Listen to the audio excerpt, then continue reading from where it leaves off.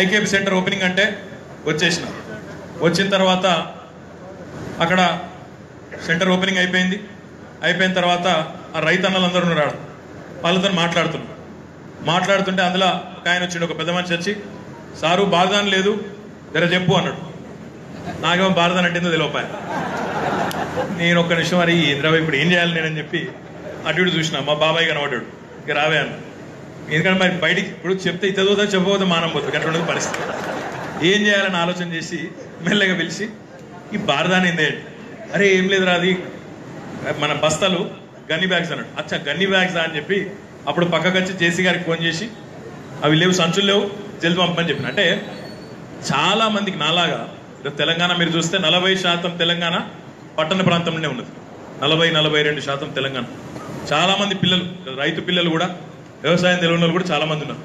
మా నాన్నగారు స్వయంగా రైతు, ఈరోజు కూడా ఆయన వ్యవసాయ క్షేత్రంలో ఉన్నాడు.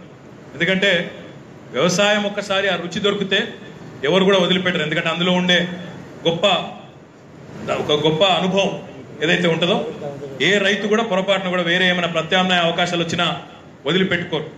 తమ కళ్ళ ముందే తాము నాటిన మొక్క, తాము పెట్టిన గింజ, ఒక విత్తనం పెద్ద పెరిగి కళ్ళ ముందే పెరుగుతుంటే ఉండే ఆనందం, అది బ్రహ్మాండంగా ప్రజలందరికీ ఉపయోగపడుతుంటే ఉండే ఆనందం వేరే ఏ వృత్తిలోనూ ఉండదన్న విషయం మాత్రం నేను స్పష్టంగా చెప్పగలను.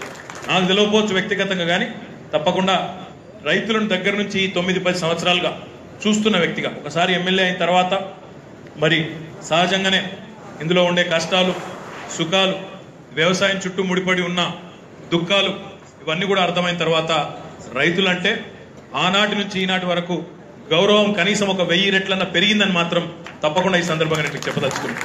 అన్న ఇప్పుడే బాలకృష్ణ ఒక మాట చెప్పాడు, గ్రామీణ ఆర్థిక వ్యవస్థ. ఈరోజు ఒక ఊరు, ఆ ఊరిలో ఉండే కుల వృత్తులు, చేతి వృత్తులు, దాని చుట్టూ ఉండే జీవితం, ప్రతి ఒక్కరి కుటుంబాలు, ఇవన్నీ కూడా ముడిపడి ఉన్నాయంటే ఆ గ్రామీణ ఆర్థిక వ్యవస్థకు కేంద్ర బిందువుగా ఉన్నది, న్యూక్లియస్ గా ఉన్నది వ్యవసాయము, రైతులు అని చెప్పక తప్పదు. అట్లాంటి రైతన్న కోసం ఈరోజు గౌరవ ముఖ్యమంత్రి గారు ఈ దేశంలో 70-71 సంవత్సరాల తర్వాత, స్వాతంత్రం వచ్చిన ఇన్ని దశాబ్దాల తర్వాత రైతులు యాచించే స్థాయి నుంచి, బ్యాంకుల చుట్టూ తిరిగి అక్కడ లోన్ల కోసం వాళ్ళని అడిగే స్థాయి నుంచి శాసించే స్థాయికి రావాలనే ఒక అద్భుతమైన ఆలోచనతో ఈరోజు ఈ రైతు బంధు కార్యక్రమాన్ని ప్రారంభించడం జరిగింది. సామాన్యమైన కార్యక్రమం కాదు ఇది. పెద్దలు రమేష్ బాబు గారు చెప్పడం జరిగింది, గుణాత్మకమైన మార్పు అని ఒక మాట అన్నారు. గుణాత్మకమైన మార్పు అంటే ఇంకొద్దిగా వెనక్కి అడిగేసి చెప్పాలంటే, స్వామినాథన్ గారు అని ఒక పెద్ద మనిషి ఉన్నాడు, మీ అందరికీ కూడా తెలుసు. మాట్లాడితే చాలా సందర్భాల్లో ప్రభుత్వాలు, శాసనసభల్లో ప్రతిపక్షాలు, ప్రభుత్వ పక్షము మాట్లాడుతూ ఉంటాయి. స్వామినాథన్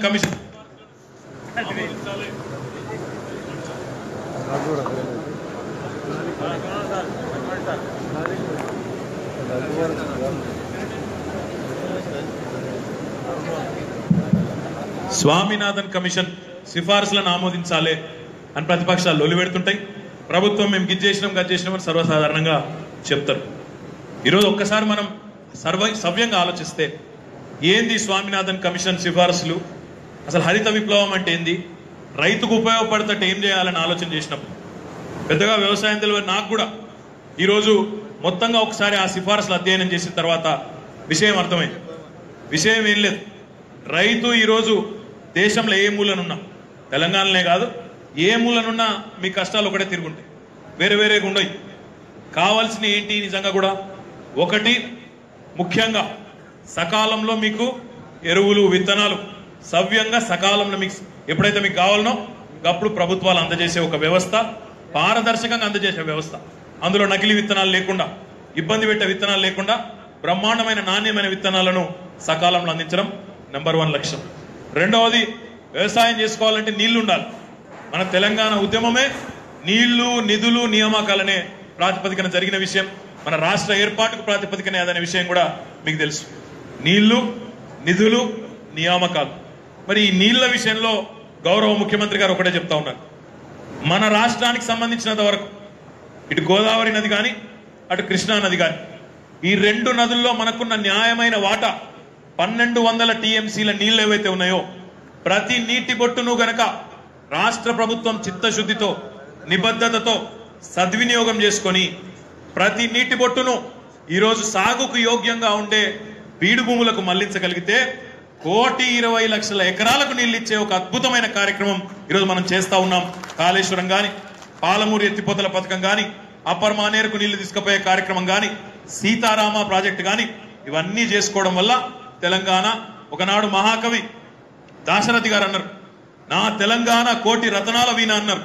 ఈరోజు మన ముఖ్యమంత్రి కేసీఆర్ గారు అంటున్నారు, తెలంగాణ 1,00,00,000 రతనాల వీణనే కాదు 1,00,00,000 ఎకరాల మాగాన కావాలని ఒక పట్టుదలతో మన ముఖ్యమంత్రి గారు ఈరోజు అద్భుతమైన ఇరిగేషన్ ప్రాజెక్టులు నిర్మాణం చేస్తూ సకాలంలో అవన్నీ పూర్తయ్యే విధంగా రైతుల పొలాలకు బీడు భూములకు నీళ్లు అందే విధంగా, ముఖ్యంగా ఈ సిరిసిల్ల, వేములవాడ, అదే రకంగా మానకొండూరు, హుస్నాబాద్ కరువు ప్రాంతం ఇదంతా కూడా ఈ కరువు ప్రాంతానికి, ఈ మెట్ట ప్రాంతానికి నీళ్లు అందించే విధంగా శరవేగంగా వాయువేగంతో ప్రపంచ రికార్డులు బద్దలు కొట్టే విధంగా ముఖ్యమంత్రి గారి మార్గనిర్దేశంలో ఇరిగేషన్ మంత్రి హరీష్ రావు గారి నేతృత్వంలో అద్భుతంగా ఇరిగేషన్ ప్రాజెక్టులు జరుగుతున్న విషయం మీరందరూ కూడా చూస్తా ఉన్నారు.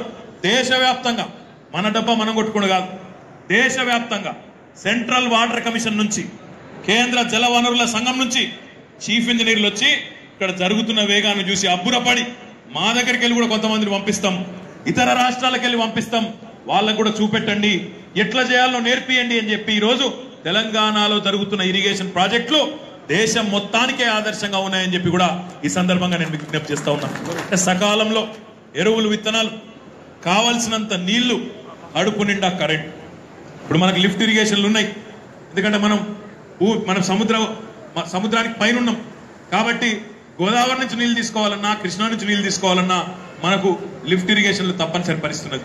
కాబట్టి ఆ లిఫ్ట్ ఇరిగేషన్ ప్రాజెక్టుల ద్వారా ఈరోజు మనం కాళేశ్వరం నుంచి ఈ ప్రాంతం మొత్తానికి కూడా నీళ్లు తీసుకురావాలంటే బిడ్మానేరు మీదుగా, అప్పర్ మానేరు మీదుగా అనంతగిరి రిజర్వాయర్ దగ్గర దాకా మొత్తం రాజన్న సిరిసిల్ల జిల్లాను సస్యశ్యామలం చేసే విధంగా ప్రతి గ్రామీణ నియోజకవర్గానికి 1,00,000 ఎకరాలకు పైచిలకు సాగు భూమికి నీళ్లు ఇచ్చే విధంగా ఒక అద్భుతమైన ఆలోచనతో ముఖ్యమంత్రి గారు ఏదైతే ముందుకు పోతా ఉన్నారో మరి ఆ క్రమంలో కరెంటు కూడా అవసరం. బోరు బావిల మీద ఆధారపడి వ్యవసాయం చేసే రైతులకు అక్కడ కూడా కరెంట్ అవసరం. ఈ దేశంలో ఇప్పటి వరకు ఎవరు చేయని విధంగా, అనూహ్యంగా, ఎవరు ఊహించని విధంగా 6 నెలల లోపలనే కొత్త ప్రభుత్వం, కొత్త రాష్ట్రం ఎన్నో కష్టాలు, భారాలిష్టాలు ఉన్నప్పటికీ అవన్నింటినీ అధిగమించి 6 నెలల లోపలనే అద్భుతంగా 24 గంటల కరెంటు వ్యవసాయానికి ఇస్తున్న ఏకైక రాష్ట్రం తెలంగాణ కాదా? ఒకసారి మీరందరూ ఆలోచించాలని చెప్పి నేను కోరుతా ఉన్నా. ఒకనాడు ఎండాకాలం వచ్చిందంటే సబ్ స్టేషన్ల దగ్గర కోవుడు, ధర్నాలు చేసుడు, కుర్చీలు వలగొట్టుడు, సెస్సోలను తీసుకుపోయి లోపలేసి కలుపులు పెట్టుడు, ఇవన్నీ జరిగినాయలే ఒక గతంలో. ఎండాకాలం వచ్చిందంటే ప్రతిపక్షాలు ఏం చేసేది? ఎండిపోయిన వరిచేండ్లు, ఎండిపోయిన మొక్కజొన్న కండెలు పట్టుకొని పోయి అసెంబ్లీలో ధర్నాలు, లొల్లి, బొబ్బ, కందిళ్ళు పట్టుకొని బొబ్బ, ఎండిపోయిన మొక్క చేన్లు, ఎండిపోయిన వరిచేండ్లు పట్టుకొని అసెంబ్లీలో బొబ్బ. అట్లాంటి పరిస్థితి నుంచి ఈరోజు ఒకనాడేమో కరెంటు కావాలని ధర్నాలు చేసే పరిస్థితి ఉంటే ఈరోజు 24 గంటల కరెంట్ వద్దు, 10 గంటలు ఇచ్చినా చాలని చెప్పి రైతులు చెప్పే పరిస్థితి వచ్చిందంటే ఇది మరి గుణాత్మకమైన మార్పా కాదా? మీరే ఆలోచించాలని చెప్పి నేను కోరుతా ఉన్నా. అంటే ఏది చేసినా ఒక ఆలోచనతో, నిబద్ధతతో బ్రహ్మాండంగా చేయాలని చెప్పి కడుపు నిండా కరెంటు కూడా రైతులు పగటిపూట వ్యవసాయం చేయదలుచుకుంటే పగటిపూట, రాత్రిపూట కరెంటు పెట్టుకోదలుచుకుంటే రాత్రిపూట, పొద్దుటపూట కావాలంటే పొద్దుటపూట 24 గంటల కరెంట్ ఇస్తున్న ప్రభుత్వం తెలంగాణ ప్రభుత్వం. దీంతో పాటు ఇప్పుడే నేను రవీంద్రరావు గారిని అడుగుతా ఉన్నా. నేను చిన్నప్పుడు ఒకటి యాదుకున్నాను, చిన్నప్పుడు బాగా యాదుకున్న ఒక సంఘటన చెప్తాను మీకు. నేను ఊళ్ళల్లో లోన్లు ఇస్తారు, బ్యాంకు లోన్లు ఇచ్చిన తర్వాత లోన్లు కట్టకపోతే వచ్చి తలుపులు గిలుపులు ఎత్తుకొని పోతారు. మీకు ఎరికేది అంజుమన్ బ్యాంక్, చిన్నప్పుడు అంజుమన్ బ్యాంక్ అందరు, ఇప్పుడేమో టెస్కాప్, ఇప్పుడు బాగా మంచి స్టైల్ పేర్లు వచ్చినాయి. కానీ అప్పుడేమో అంజుమన్ బ్యాంక్ అందరు, ఇప్పుడు కూడా అంటారేమో నాకు తెలియదు. ఊళ్ళల్లో అంజుమన్ బ్యాంక్ వాళ్ళు వచ్చిందంటే, ఆ జీవులు వచ్చిందంటే ఆ వసూలు కోసం ఎక్కడోళ్ళు అక్కడ తలుపులు తాళాలు పెట్టుకొని పారిపోదు. పైసలు కట్టలేని పరిస్థితి, అప్పులు కట్టలేని పరిస్థితి. బ్యాంక్ వాళ్ళు వచ్చిందంటే వాళ్ళని దయాలను, భూతాలను చూసినట్టు చూసి పారిపోయిన పరిస్థితి ఉండేది ఒకనాడు. అంటే ఈరోజు ముఖ్యమంత్రి గారు అనుకుంటున్నది, ఆలోచిస్తున్నది ఒకటే ఒక ఆలోచన. రైతులు బ్యాంకుల చుట్టూ తిరిగే పరిస్థితి ఉండద్దు, అప్పు చేసే పరిస్థితి ఉండద్దు, రైతులు రుణగ్రస్తులు కావద్దు, రుణ విముక్తులు కావాలి. 10 మందికి అన్నం పెట్టే రైతు బ్యాంకును చూడంగానే, బ్యాంకు వాళ్ళని చూడంగానే పారిపోయే పరిస్థితి రావద్దు అన్న ఉద్దేశంతో ఈ దేశంలో ఏ ముఖ్యమంత్రి, ఏ ప్రధానమంత్రి ఇంతవరకు ఆలోచించని విధంగా మీకు కూలీలకు కానీ, కూలీలకు ఇచ్చే పైసలు కానీ, ఎరువులకు, మందులకు చెప్పినాం ఆల్రెడీ. మందులు అంటే ఆ మందులు కాదు, వేరే మందులు అంటే వ్యవసాయానికి ఉపయోగపడే మందులకు అన్నిటికీ కూడా ముఖ్యమంత్రి గారు స్వయంగా ఆలోచన చేసి ఎకరానికి 4,000 రూపాయల చొప్పున పెట్టుబడి ఇస్తున్న మొట్టమొదటిది ఏకైక ప్రభుత్వం ఈ భారతదేశంలో ఏదైనా ఉన్నదా అంటే మన ప్రభుత్వం అని చెప్పుకుని నేను గుర్తు చేస్తా ఉన్నా. గుణాత్మకమైన మార్పు ఏంది అంటే ఇది అంటే వ్యవసాయం పట్ల ఆలోచన ఉన్న ముఖ్యమంత్రి ఉంటే, ఒక అభినివేశం ఉన్న ముఖ్యమంత్రి ఉంటే, అందులో ప్రవేశం ఉన్న ముఖ్యమంత్రి ఉంటే వాళ్ళకు వస్తాయి ఇటువంటి ఆలోచన. రైతుల కష్టాలు తెలిస్తే ఆ కష్టాలు తీర్చే మనసు ఉంటే, కేవలం ఎంతసేపు ఓట్ల గురించి కాకుండా, సీట్ల గురించి కాకుండా నిజంగా రైతాంగాన్ని బాగు చేసే ఆలోచన ఉంటే, చిత్తశుద్ధి ఉంటే, మనసు ఉంటే ఈ రకమైన ఆలోచనలు వస్తాయి తప్ప లేకపోతే మాత్రం రావు. మీరు ఒక విషయం యాద్ చేసుకోవాలని నేను కోరుతా ఉన్నాను. ఆనాడు 2014లో తెలంగాణ రాష్ట్రం ఏర్పడ్డ కొత్తలో ఎన్నికల సందర్భంగా ముఖ్యమంత్రి గారు ఒక మాట ఇచ్చినారు. 1,00,000 రూపాయల వరకు టీఆర్ఎస్ ప్రభుత్వం అధికారంలోకి వస్తే 1,00,000 రూపాయల వరకు పంట రుణం మాఫీ చేస్తామని చెప్పినాం. చెబితే మాకు ప్రత్యర్థులుగా పోటీ చేసిన వాళ్ళు 2 లక్షల వరకు చేస్తామని చెప్పి జాతీయ స్థాయి నాయకులను తీసుకొచ్చి తెలంగాణలో వాడవాడని చెప్పించారు. 2 లక్షలు ఇస్తాం, కేసీఆర్ 1,00,000 అంటుండు, మేము 2 లక్షలు ఇస్తామన్నారు. నమ్మినరా ప్రజలు? నమ్మలే. ఎవరిని నమ్మినరు? ఎవరికైతే చిత్తశుద్ధి ఉందో, ఎవరైతే నిబద్ధతతో నిజంగా చెప్పింది చేస్తారనే ఒక నమ్మకం కుదిరిందో, ఎవరైతే రాజీ లేకుండా పోరాటం చేస్తారనే ఒక కమిట్మెంట్ ఉన్న నాయకుడిగా పేరు పడ్డారో ఆ నాయకుడిని నమ్మినరు. 1,00,000 అంటే కూడా 1,00,000 అన్నోళ్ళని గెలిపించింది తప్ప 2 లక్షలని కథలు చెప్తే నమ్మలేదు. ఈరోజు మళ్ళొకసారి నేను చెప్తా ఉన్నా మీకు, ఈరోజు మనం చేస్తున్న ఈ కార్యక్రమం ద్వారా, ఈరోజు మనం తీసుకుంటున్న ఈ రైతు బంధు కార్యక్రమం ద్వారా ఒక రైతన్నకు ఆయనకు ఎకరం భూమి ఉంటే సంవత్సరానికి 8,000 రూపాయలు, 5 ఏళ్లకు 40,000 రూపాయలు, 5 × 8 40,000 రూపాయలు, 8 పంటలకు గాను ఒక ఎకరానికి 40,000 రూపాయలు వస్తాయి. మీరు బ్యాంకు దగ్గరికి పోతే బ్యాంకు రుణం తీసుకుంటే ఎకరం మీద 30,000 దాటి ఒక పైసా కూడా అదనంగా రాదు. అంటే బ్యాంకు రుణ పరిమితి కంటే ఎక్కువ స్కేల్ ఆఫ్ ఫైనాన్స్ అని ఇంకోటని చాలా పెద్ద పెద్ద మాటలు బ్యాంకులో ఇంటాం. మేము బ్యాంకర్లతో కూర్చున్నప్పుడు వాళ్ళు చెప్తారు. వాటన్నిటితో నిమిత్తం లేకుండా ఒక ఎకరం మీద 40,000 రూపాయలు 5 ఏళ్లలో ఇచ్చే, మళ్ళీ రుణం కాదు, మొత్తంగా పెట్టుబడి రూపంలో ఇచ్చే ఏకైక ప్రభుత్వం తెలంగాణ ప్రభుత్వం. ఇంకొక మాట కూడా మీరు యాద్ చేసుకోవాలి. ఆనాడు మీరు 2 లక్షల రుణమాఫీ చేస్తా అంటే కూడా ప్రజలు నమ్మలే. మళ్ళా అదే పాట పాడిందే పాటరా అన్నట్టు మళ్ళీ అదే పాట పాడుకొని మళ్ళీ వస్తున్నారు. మేము 2 లక్షల రుణమాఫీ చేస్తామని మళ్ళీ తిరుగుతున్నారు. మీరు ఆలోచించాలని చెప్పి నేను కోరుతున్నాను. ఎకరానికి 40,000 రూపాయలు 5 ఏళ్ల లోపల కావాలనా, లేదా ఎకరానికి మరి బ్యాంక్ కోడ్ మొత్తం ఇస్తే కూడా 30,000 రూపాయలు ఇస్తారు. మీకు అంతకంటే ఎక్కువ. మీకు 10 ఎకరాలున్నా 20 ఎకరాలున్నా 2 లక్షల రుణమాఫీ చేస్తామని వాళ్ళు చెప్తున్నారు. మరి ఎకరానికి 40,000 కావన్నా, 10 ఎకరాలు ఉంటే 4 లక్షలు కావన్నా, లేదా వాళ్ళు చెప్పే మాటలు కేవలం 2 లక్షల రూపాయలు రుణమాఫీ చేస్తామని ఏదైతే చెప్తున్నారో అది కావాలా ఆలోచించాలని చెప్పి కూడా ఒకసారి రైతన్నలకు నేను గుర్తు చేస్తా ఉన్నాను. ఇంకొక మాట కూడా ఈ సందర్భంగా నేను మీకు చెప్తా ఉన్నా. ఈరోజు ఎట్లాగో అధికారం రాదని తెలిసి ఎటు పడతాడు నోరుంది కదా, నరం లేని నాలుకనే కదా, ఎటు పడతాడు మాట్లాడదామని చెప్పి ఇష్టం ఉన్నట్టు చెప్తున్నారు కథలు. నిరుద్యోగులకు ఇది ఇస్తాం, రైతులకు అది ఇస్తాం, మాది కాకపోతే ఏడుదాకైనా పోతాం అన్నట్టుగా చాలా మాటలు చెప్తున్నారు. ఎట్లున్నాయి వీళ్ళ కథలంటే, వెనుకటికి మన సిరిసిల్ల సుంటూరులోనే ఒక దర్జీ, ఒక మేరాయన ఉన్నాడు. బట్టలు కుడుతున్నాడు. రోజు బట్టలు కుడుతుంటే కొద్దిగా సాయంకాలం పూట బట్టలు కుడుతుంటే ఆయన దానిలోకి వెళ్ళి మిషన్లోకి వెళ్ళి సూదిసిపోయి కింద పడ్డదాడు. పడితే ఆయన దేవులాడాడు, బాగాసేపు దేవులాడాడు. 5 నిమిషాలు 10 నిమిషాలు అర్ధగంట టైం అయితే అంది, కుట్టేది ఉన్నది, దొరకలేదు సూది. ఆయనకి లాభం లేదు, అర్ధగంట చూసి దొరకలేదు. దేవుని పటం ఉన్నాడు ఎదురుగా, దేవుని దిక్కు తిరిగి మొక్కుకున్నాడట, ఆపద మొక్కు. ఏమన్నాడు? అయ్యా దేవుడా, ఆ సూది నాకు ఇప్పుడే 5 నిమిషాలు దొరకాలి, కానీ నేను నీకు 2 కిలోల చక్కెర నేను నీకు ప్రసాదం కింద పెడతా అన్నాడు. ఇంట్లోకి వెళ్ళి భార్య వంటింట్లోకి వెళ్ళి ఉరికొచ్చింది. బుద్ధున్నాదా నీకేమన్నా? ఎవడన్నా రూపాయి సూది కోసం 2 కిలోల చక్కెర పెడతాడా దేవుడికి? ఎవడన్నా బుద్ధున్నదా నీకు అని చెప్పిందట. చెప్తా ఆయన అన్నాడట, ఏ సూది అయితే దొరకని తీయ తర్వాత దేవుడు వచ్చి అది ఏడున్నదా అని అన్నాడు. ఇలా వాళ్ళ కథ కూడా గట్లేవు.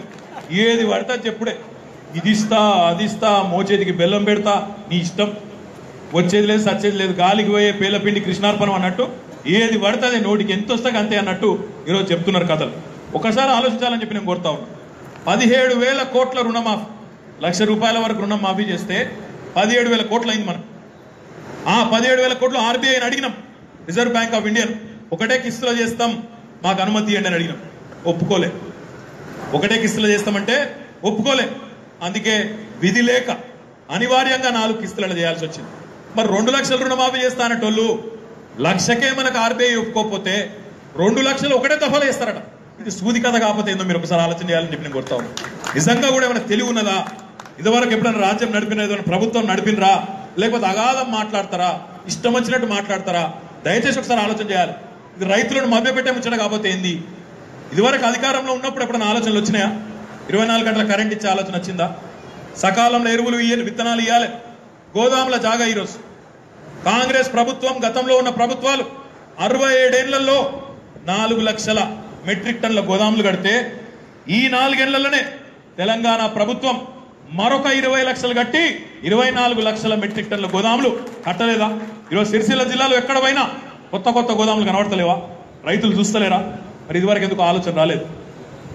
కరెంట్ ఇవ్వాలన్న ఆలోచన రాదు, నీళ్ళు ఇచ్చేందుకు ప్రాజెక్టులు కావాలన్న ఆలోచన రాదు. మిడ్ మానేరు నింపితే ఇక్కడ మొత్తం భూగర్భ జలాలు పెరిగి బీడు భూములన్నీ సస్యశ్యామలమైతే అన్న ఆలోచన లేదు.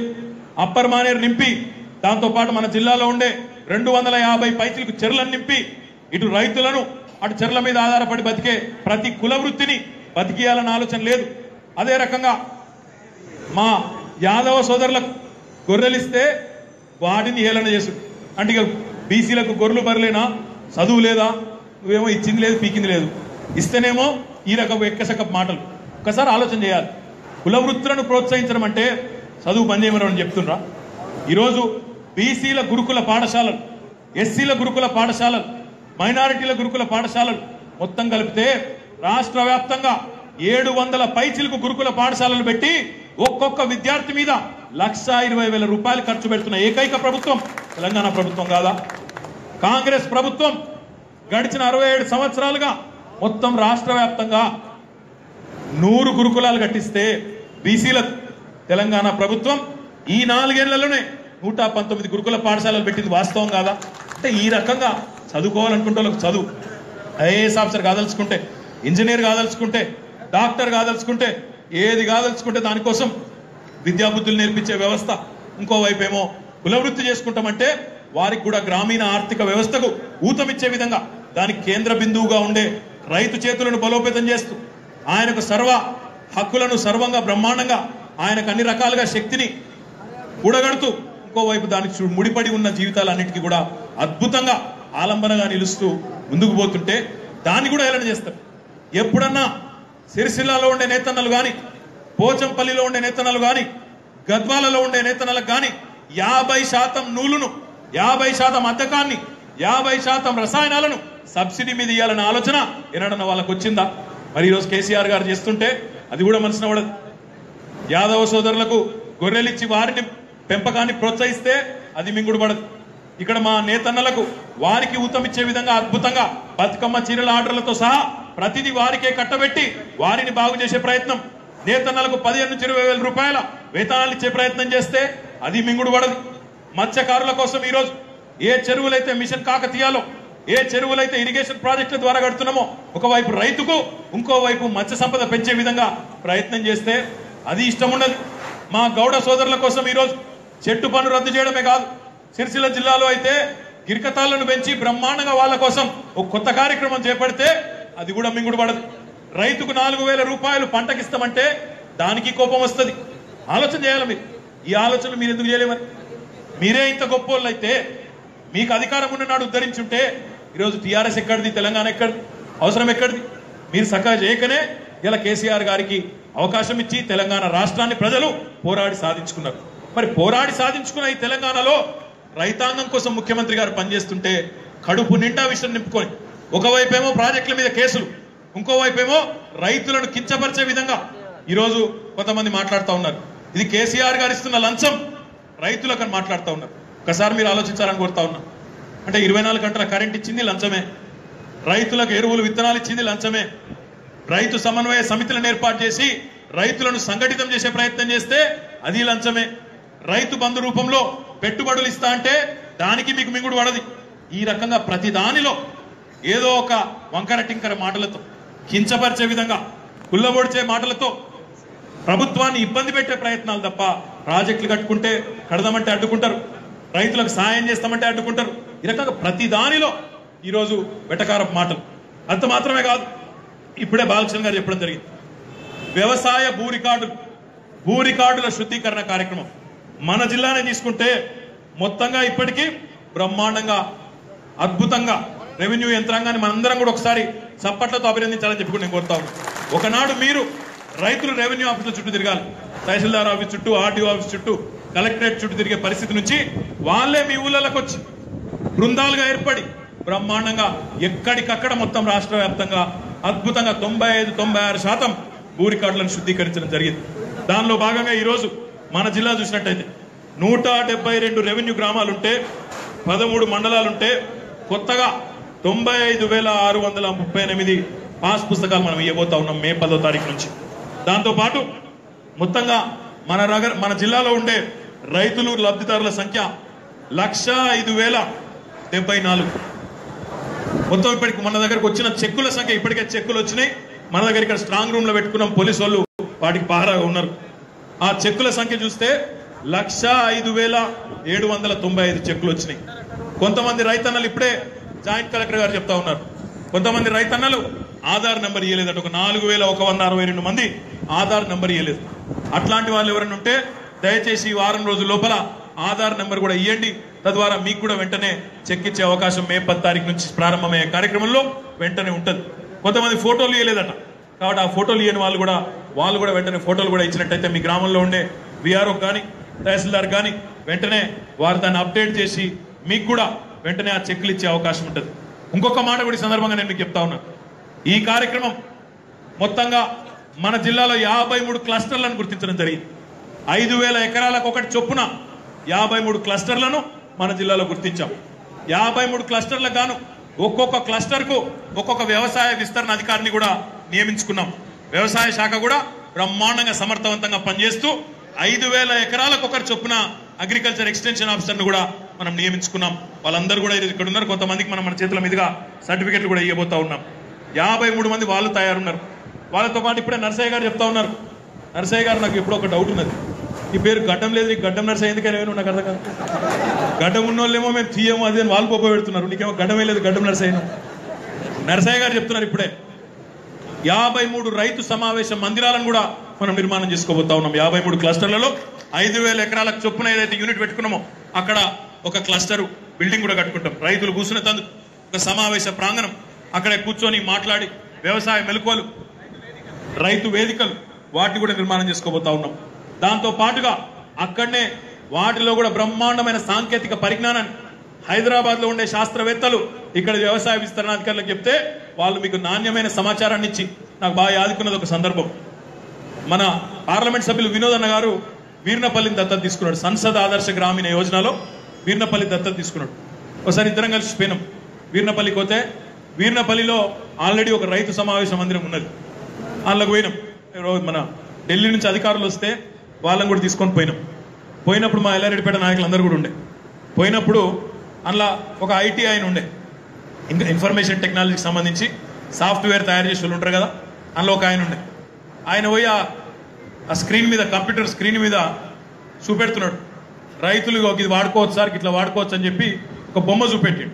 ఇగో ఇది సర్వసాధారణంగా వచ్చే పురుగు సార్, ఇది పత్తి చేనులో ఇది సర్వసాధారణంగా వచ్చే పురుగు ఇది అని చెప్పి ఆయన చెప్పబోతుంటే ఆ పక్కన ఉండే వీర్నపల్లి రైతు, సార్ అది కాదు సార్, ఆ పక్కదాన్లకో, అది కాదు ఇంకో పక్కదాన్లకో అని చెప్పి ఆయన సవరిస్తున్నాడు రైతు. అంటే ఆ ఇన్ఫర్మేషన్ టెక్నాలజీ నిపుణుని కూడా అట్లా కాదు గిట్లా అని చెప్పి ఆ కంప్యూటర్ నడిపించి రైతు, వీర్నపల్లి రైతు, గిరిజన రైతు నేర్పించి ఇక్కడ ఇట్లా వాడుకుంటే బాగుంటుందని చెప్పి ఆనాడు మా తమ్ముడు శేఖర్ కానీ ఆ వీర్నపల్లి రైతులు కానీ అందరూ కూడా ఉండే. అంటే ఈ మాట ఎందుకు చెప్తున్నా అంటే దేశవ్యాప్తంగా అంతర్జాతీయంగా ఈరోజు పరిజ్ఞానం, సాంకేతిక పరిజ్ఞానం చాలా ఉన్నది. దాన్ని వాడుకునే తెలివితేటలు, దాన్ని బ్రహ్మాండంగా అధికారుల చుట్టూ తిరగకుండా, ఎక్కడో పోయి చూడకుండా మన ముంగిట్లోకి, రైతు ప్రాంగణంలోకి ఆ సాంకేతిక పరిజ్ఞానాన్ని కూడా మీ ముందే పెట్టి ఆ వ్యవసాయ విస్తరణాధికారులకు కూడా అద్భుతమైన శిక్షణనిచ్చి వారిని కూడా మీకు సలహాలు ఇచ్చే విధంగా, మీకు నాణ్యమైన సేవలు అందించే విధంగా తయారు చేయడమే లక్ష్యంగా 53 క్లస్టర్లు, 53 రైతు సమావేశ మందిరాలు, రైతు వేదికలు, అందులో సాంకేతిక పరిజ్ఞానాన్ని కూడా ఇమిడ్చి బ్రహ్మాండమైన కంప్యూటర్లు పెట్టి అన్ని రకాలుగా కూడా సర్వ సమాచారాన్ని మీ ముంగట పెట్టబోతా ఉన్నాం. ఈరోజు రైతుకు కావాల్సినవన్నీ అందిస్తూ ఇక మిగిలింది ఒకటే ఒక అంశం మిగిలింది. కరెంట్ వచ్చింది, నీళ్లు వస్తున్నాయి, పెట్టుబడి ప్రభుత్వమే ఇస్తున్నది, విత్తనాలు వస్తున్నాయి, ఎరువు వస్తున్నది, మిగిలింది ఒకటి మద్దతు ధర. ఈరోజు ఈ దేశంలో బ్రష్ తయారు చేస్తే ఆయన దాని ధర నిర్ణయం చేస్తా ఉన్నాడు, పేస్ట్ తయారు చేస్తే ఆయన పేస్ట్ ధర నిర్ణయం చేస్తున్నాడు, సబ్బు తయారు చేస్తే ఆయన సబ్బు ధర నిర్ణయం చేస్తున్నాడు, ఈ తువాల తయారు చేస్తే ఆయన తువాల ధర నిర్ణయం చేస్తున్నాడు. ఈ దేశంలో ఎవరైనా ధర నిర్ణయించలేని ఉత్పాదకుడు ఎవరైనా ఉన్నారా అంటే ఒకే ఒక్కడు, ఆయన ఈ దేశంలోని సగటు మనిషి, సగటు రైతు అని చెప్పక తప్పదు. మరి ఆ మద్దతు ధర కోసం ఏ పోరాటాలు అయితే జరుగుతూ ఉన్నాయో దేశవ్యాప్తంగా మనం చూసినాం. మహారాష్ట్రలో వేలాది మంది రైతులు బొంబాయి దాకా నడిచిపోయింది, కాలుకు బొబ్బలు వేస్తుంటే కూడా బొంబాయి దాకా నడిచిపోయి తమ హక్కులను సాధించుకున్నారు. ఏ మద్దతు ధర విషయంలోనైతే ఈరోజు ఈ దేశంలోని రైతులందరూ ఒకటే ఆలోచనతో ఉన్నారో, ఏ మద్దతు ధర విషయంలోనైతే ఈ స్వామినాథన్ కమిషన్ ఒకటే ఒక మాట చెప్పింది, రైతులను సంఘటితం చేయండి, ఒక ముద్దకు తీసుకురండి. ఈరోజు ఎట్లా అయితే గ్రామాల్లో ఉండే మహిళా సంఘాలు వేల కోట్ల రుణాలు ఎత్తి 99.9% సకాలంలో రుణాలు కడుతున్నారో, ఎట్లా అయితే ఆ పైసలతోని తమ ఆర్థిక పరపతిని పెంచుకుంటున్నారో, రైతులు కూడా అదే పద్ధతిలో మద్దతు ధర విషయంలో శాసించి సాధించుకోవాలంటే వాళ్ళు సంఘటితం కావాలి అనే మాట స్వామినాథన్ కమిషన్ చెప్పడం జరిగింది. దానికోసమే ఈరోజు గౌరవ ముఖ్యమంత్రి గారు రైతు సమన్వయ సమితిలను మండల వ్యాప్తంగా, జిల్లాలోగా, జిల్లా యూనిట్ గా, గ్రామం యూనిట్ గా, రాష్ట్రం యూనిట్ గా ఏర్పాటు చేయడం జరిగిందని చెప్పి కూడా నేను మీకు విజ్ఞప్తి చేస్తా ఉన్నా. ఏ రకంగానైతే సివిల్ సప్లైస్ కార్పొరేషన్ కు ప్రభుత్వమే పైసలు ఇచ్చి అక్కడక్కడ ఎక్కడన్నా ధాన్యం విషయంలో, మద్దతు ధర విషయంలో ఇబ్బంది ఉంటే కొనుగోలు చేస్తుందో, ఈ కార్పొరేషన్ కూడా, రైతు సమన్వయ సమితి కూడా అదే పద్ధతుల్లో ప్రభుత్వం ఈ బడ్జెట్ లోనే పెట్టిన 500 కోట్ల రూపాయలతో ఎక్కడికక్కడ రైతులకు మద్దతు ధర ఇచ్చే విధంగా, మద్దతు ధర తెచ్చే విధంగా, మీకు నచ్చే విధంగా పని చేయడానికే ఏర్పాటు చేయడం జరిగిందని చెప్పి కూడా నేను మీకు విజ్ఞప్తి చేస్తా ఉన్నాను. అంటే రైతుకు సంబంధించిన సకల సమస్యలు అర్థమైన వాళ్ళు ఉంటే ఏ రకంగా నిర్వహణ ఉంటుంది, ఏ రకంగా విధానాలు ఉంటాయో దాన్ని బట్టి మీరు ఆలోచన చేయవచ్చు. కాబట్టి ఇన్ని కోణాల నుంచి ఆలోచించి, నీళ్లు కానీ, కరెంటు కానీ, మీకు రావాల్సిన హక్కులు కానీ అన్నిటి విషయంలో ఆలోచించి, వాటితో పాటు గతంలో రుణమాఫీ చేసిన అదే రకంగా ఈరోజు రైతు బంధు రూపంలో పెట్టుబడినిచ్చిన ఒక రైతు ముఖ్యమంత్రిగా ఉంటే ఎంత లాభం ఆ రాష్ట్రంలోని కర్షకులకు జరుగుతుందో దీన్ని బట్టే మీరు అర్థం చేసుకోవాలని చెప్పి నేను కోరుతా ఉన్నాను. మే 10 నుంచి 17 వరకు వారం రోజుల పాటు ఈ కార్యక్రమం గ్రామాన రాజన్న సిరిసిల్ల జిల్లాలో జరుగుతుంది. నేను అన్ని గ్రామాలకు అందలేకపోవచ్చు, కానీ 13 మండలాల్లో తప్పకుండా 13 మండలాలు, అదే రకంగా మేజర్ గ్రామ పంచాయతీలు అన్నింటిలో కూడా నేను కూడా వ్యక్తిగతంగా వస్తా, రైతులు సాధ్యమైనంత ఎక్కువ మందిని కలిసే ప్రయత్నం కూడా చేస్తా అని చెప్పి కూడా ఈ సందర్భంగా నేను తెలియజేస్తా ఉన్నాను. అధికారులకు నేను విజ్ఞప్తి చేస్తా ఉన్నా, ప్రతి రైతుకు మా గౌరవ ప్రజాప్రతినిధుల చేతుల మీదుగా చెక్కులు అందజేయాలి. అంతేగాని చాలా కార్యక్రమాలు ఏం చేస్తాం, మనం లాంఛనంగా 10 మందిని వేదిక మీదకి పిలుస్తాం, వాళ్ళకి చెక్కులు ఇచ్చి మిగతా అధికారులు ఇస్తారని చెప్పి వెళ్ళిపోతాం. అట్లా కాదు. సర్పంచులు, ఎంపీటీసీలు, జెడ్పీటీసీలు, రైతు సమన్వయ సమితి కోఆర్డినేటర్లు వాళ్ళ చేతుల మీదుగా ప్రతి రైతుకు, చివరి రైతుకు చెక్కిచ్చే వరకు ప్రోగ్రాం ముగించవద్దని చెప్పి కూడా ఈ సందర్భంగా నేను విజ్ఞప్తి చేస్తా ఉన్నాను. ప్రతి రైతుకు మన చేతుల మీదుగా చెక్కులు ఇద్దాం, ముఖ్యమంత్రి గారి ఆలోచన వారితో పంచుకుందాం, మన గౌరవ ప్రజాప్రతినిధుల గౌరవాన్ని పెంచుదాం. మన అగ్రికల్చర్ మార్కెట్ కమిటీ చైర్మన్లు ఉన్నారు, సింగిల్ విండో అధ్యక్షులు ఉన్నారు, మన బ్రహ్మాండంగా రైతు సమన్వయ సమితి అధ్యక్షులు ఉన్నారు. వారందరినీ కూడా ఇందులో భాగస్వాములు చేయాల్సిందిగా నేను జిల్లా జాయింట్ కలెక్టర్ గారిని, మీ ద్వారా కలెక్టర్ గారిని కూడా నేను కోరుతా ఉన్నాను. ఎందుకంటే చాలా ముఖ్యమైన కార్యక్రమం, ప్రభుత్వానికి సంబంధించినంత వరకు ఇంతకంటే పెద్ద కార్యక్రమం లేదు, ఇంతకంటే గొప్ప కార్యక్రమం ఈ దేశంలో ఏ ప్రభుత్వం చేయలేదు, చెయ్యబోదు అని చెప్పి కూడా ఈ సందర్భంగా నేను మీకు విజ్ఞప్తి చేస్తా ఉన్నా. ఇంతటి బృహత్తరమైన కార్యక్రమంలో పాల్గొనడానికి ఇప్పటికే మనం 353 బృందాలను కూడా అధికారులు ఏర్పాటు చేయడం జరిగింది. 172 గ్రామాలు, 353 అధికారుల బృందాలు. చెక్కులు కూడా ఇప్పటికే ఇక్కడికి వచ్చి ఉన్నాయి. బ్యాంకులకు కూడా ముఖ్యమంత్రి గారు ఆదేశాలు ఇచ్చారు, బ్యాంకులు ఆ పైసలు వచ్చినాయి కదా అని చెప్పి వేరే ఎటు మళ్ళీ ఇవ్వకండి, దీనికోసమే ఖచ్చితంగా కేటాయించండి అని చెప్పి కూడా బ్యాంకులకు ముఖ్యమంత్రి గారు ఆదేశాలు ఇవ్వడం జరిగింది. లోటుపాట్లు ఉంటాయి, ముందే చెప్తున్నా మీకు, కొన్ని చోట్ల చిన్న ఇబ్బందులు వస్తాయి. నేను మీడియా మిత్రులకు కూడా కొడతా ఉన్నాను. ఇంత పెద్ద కార్యక్రమం, లక్షల మంది రైతులు, 60 లక్షల మంది రైతులు, చిన్న పొరపాట్లు, లోటుపాట్లు అక్కడక్కడ ఉంటాయి.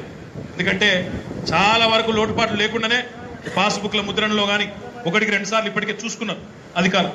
కానీ ఎక్కడన్నా ఉంటే పేరు తప్పు అడుడో, అదేమన్నా భూమి సర్వే నెంబర్ తప్పు అడుడో, ఏ వడవై బి వడుడో, గసంటి ఏమైనా ఉంటే ఆగం కాకుండ్రి. ఈ ప్రభుత్వం మళ్ళీ 6 నెలలకు ఇంకో కార్యక్రమం పెట్టే ప్రభుత్వం కాదు. తెల్లారే మళ్ళీ అవసరమైతే ఒక టీంని అక్కడ పంపించి తెల్లారే మార్పిచ్చే ఆలోచన ఉన్నది తప్ప ఏదో ఎగ్గొట్టి అవతల పడాలన్న ఆలోచన కానీ ఆ చెక్కులు ఇచ్చి మళ్ళీ వాటిని చెల్లకుండా చేసే ఆలోచన కానీ ఈ ప్రభుత్వానికి లేదు. ఎక్కడన్నా చిన్న చిన్న లోటుపాట్లుంటే మన నాయకులు, సర్పంచులు, ఎంపీటీసీలు, సింగిల్ విండో అధ్యక్షులు చొరవ తీసుకోండి. ఏం కాదని ధైర్యం చెప్పండి, మీకు న్యాయం చేస్తామని చెప్పి ప్రభుత్వం తరపున మీరు హామీ ఇవ్వండి. ఎక్కడ కూడా. వీడియో నచ్చిందా? అయితే ఓ లైక్ వేసుకోండి, లేదంటే ఓ కామెంట్ చేయండి. ఎప్పటికప్పుడు మా వీడియోస్ చూడాలంటే సబ్స్క్రైబ్ చేసుకోండి.